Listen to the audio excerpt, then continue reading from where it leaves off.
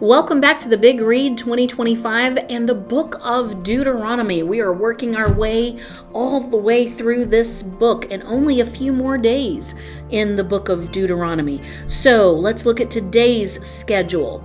According to our reading chart, today is Tuesday, March the 18th, and today we're reading Deuteronomy chapter 21, starting in verse 10, where we left off yesterday, and we're going to read all the way through the end of chapter 25. So go ahead and open your Bible to Deuteronomy chapter 21, verse 10, and use that notebook.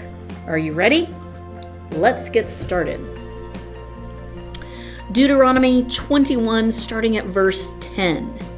When you go out to battle against your enemies, and the Lord your God delivers them into your hands, and you take them away captive, and see among the captives a beautiful woman, and have a desire for her, and would take her as a wife for yourself, then you shall bring her home to your house, and she shall shave her head and trim her nails. She shall also remove the clothes of her captivity, and shall remain in your house, and mourn her father and mother a full month. And after that you may go into her and be her husband, and she shall be your wife.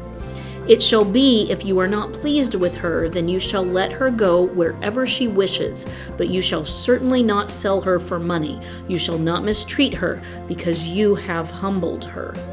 If a man has two wives, the one loved and the other unloved, and both the loved and the unloved have borne him sons. If the firstborn son belongs to the unloved, then it shall be in the day he wills what he has to his sons. He cannot make the son of the loved the firstborn before the son of the unloved, who is the firstborn.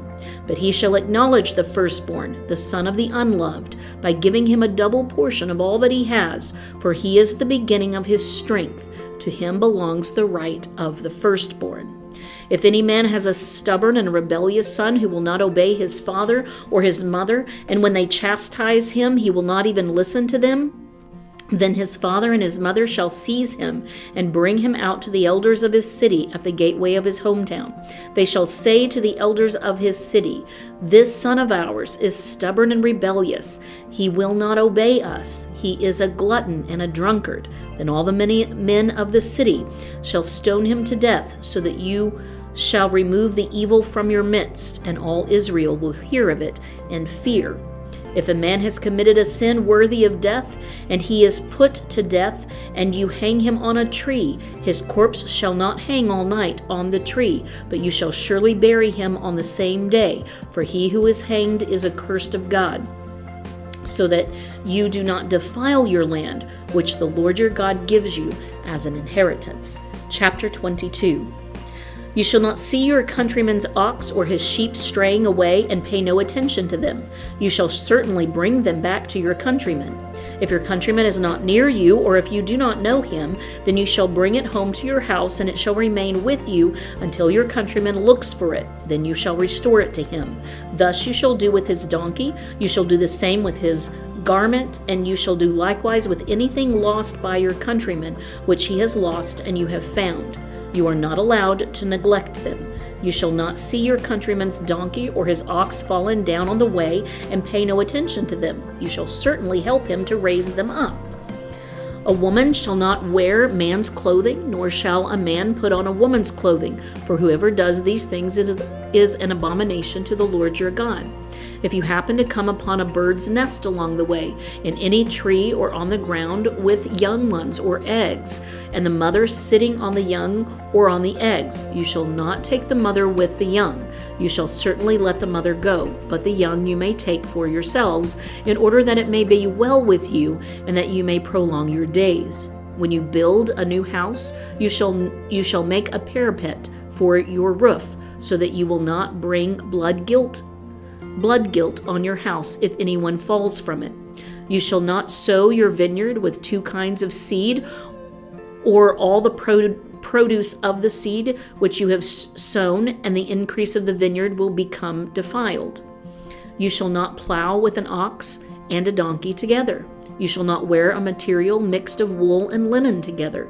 You shall make yourself tassels on the four corners of your garment, with which you will cover yourself. Verse 13. If any man takes a wife and goes into her and then turns against her and charges her with shameful deeds and publicly defames her and says, I took this woman, but when I came near her, I did not find her a virgin, then the girl's father and her mother shall take and bring out the evidence of the girl's virginity to the elders of the city at the gate. The girl's father shall say to the elders, I gave my daughter to this man for a wife, but he turned against her, and behold, he has charged her with shameful deeds, saying, I did not find your daughter a virgin. But this is the evidence of my daughter's virginity. And they shall spread the garment before the elders of the city. So the elders of that city shall take the man and chastise him, and they shall fine him 100 shekels of silver, and give it to the girl's father, because he publicly defamed a virgin of Israel, and she shall remain his wife. He cannot divorce her all his days. But if this charge is true, that the girl was not found a virgin, then they shall bring out the girl to the doorway of her father's house, and the men of her city shall stone her to death, because she has committed an act of folly in Israel by playing the harlot in her father's house. Thus you shall purge the evil from among you. If a man is found lying with a married woman, then both of them shall die, the man who lay with the woman and the woman. Thus you shall purge the evil from Israel. If there is a girl who is a virgin engaged to a man, and another man finds her in the city and lies with her, then you shall bring them both out to the gate of that city, and you shall stone them to death, the girl because she did not cry out in the city, and the man because he has violated his neighbor's wife. Thus you shall purge the evil from among you. But if in the field the man finds the girl who is engaged, and the man forces her and lies with her, then only the man who lies with her shall die. But you shall do nothing to the girl. There is no sin in the girl worthy of death. For just as a man rises against his neighbor and murders him, so is this case. When he found her in the field, the engaged girl cried out, but there was no one to save her. If a man finds a girl who is a virgin, who is not engaged, and seizes her and lies with her, and they are discovered, then the man who lay with her shall give to the girl's father 50 shekels of silver, and she shall become his wife, because he has violated her. He cannot divorce her all his days.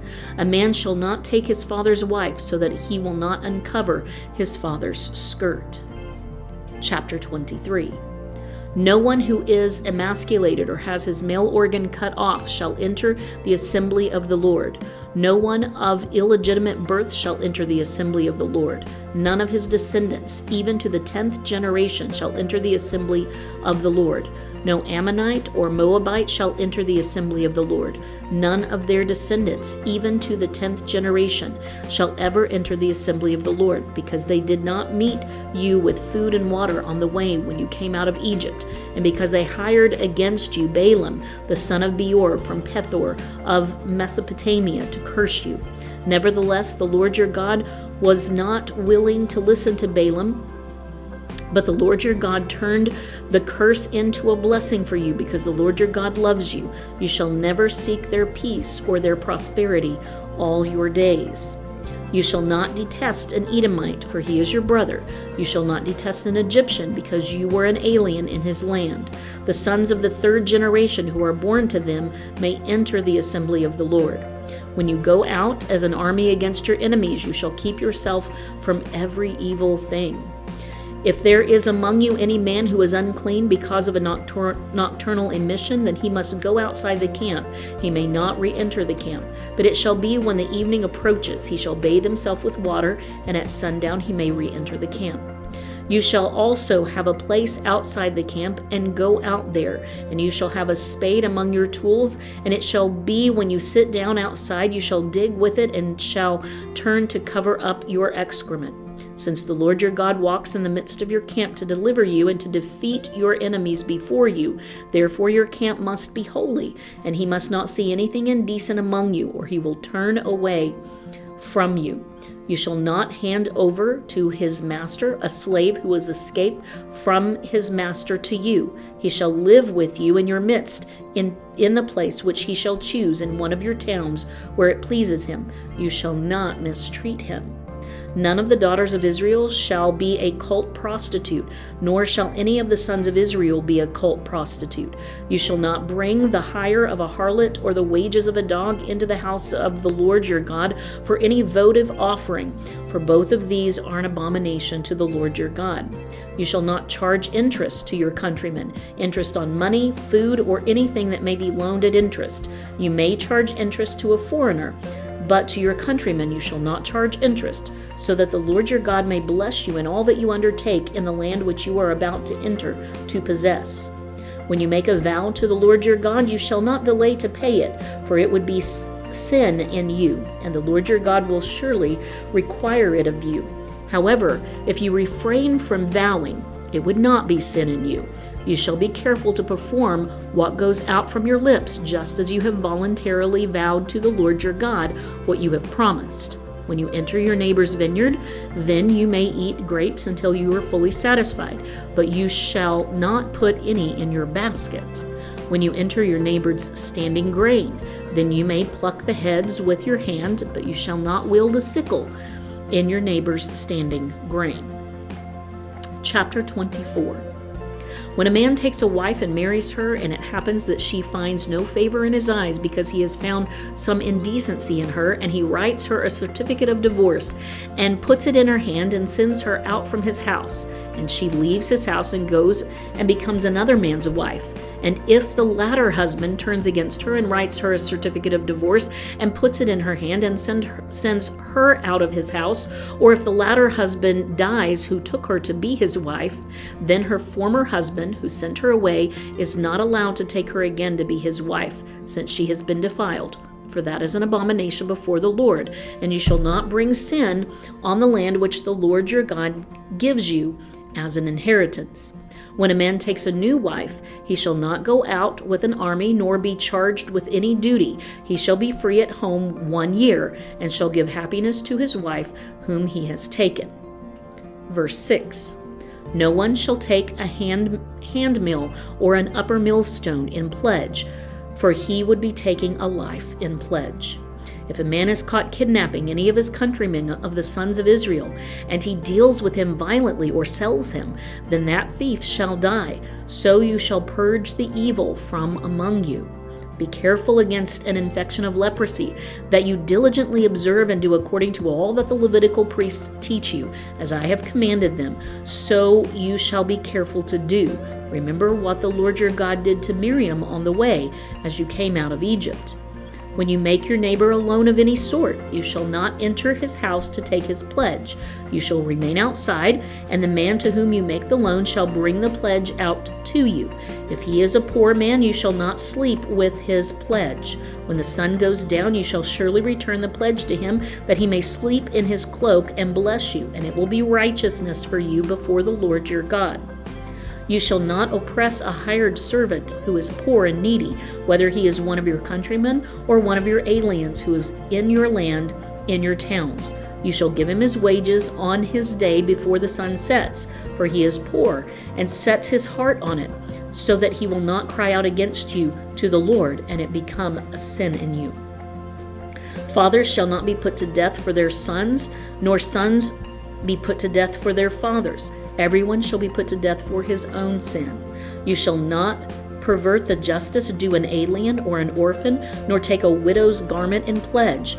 But you shall remember that you were a slave in Egypt, and that the Lord your God redeemed you from there. Therefore I am commanding you to do this thing.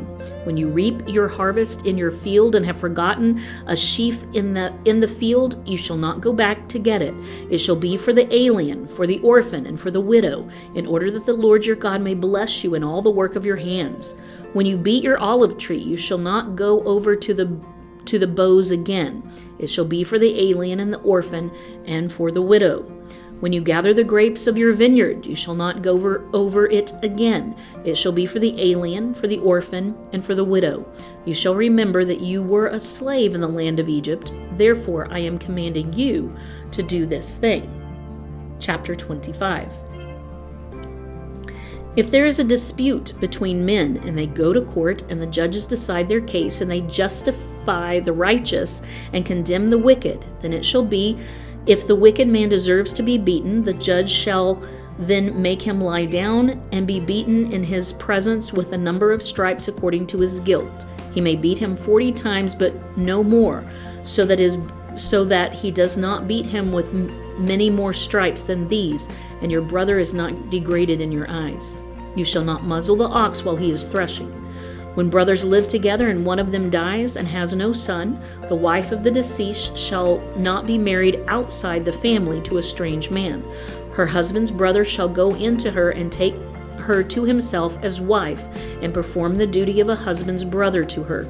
It shall be that the firstborn whom she bears shall assume the name of his dead brother, so that his name will not be blotted out from Israel.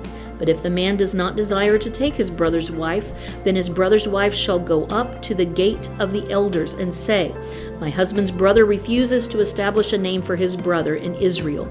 He is not willing to perform the duty of a husband's brother to me. Then the elders of his city shall summon him and speak to him. And if he persists and says, I do not desire to take her, then his brother's wife shall come to him in the sight of the elders and pull his sandal off his foot and spit in his face, and she shall declare, Thus it is done to the man who does not build up his brother's house. In Israel his name shall be called the house of him whose sandal is removed. Verse 11. If two men, a man and his countrymen, are struggling together, and the wife of one comes near to deliver her husband from the hand of the one who is striking him, and puts out her hand and seizes his genitals, then you shall cut off her hand. You shall not show pity. You shall not have in your bag differing weights, a large and a small. You shall not have in your house differing measures, a large and a small. You shall have a full and just weight. You shall have a full and just measure, that your days may be prolonged in the land which the Lord your God gives you.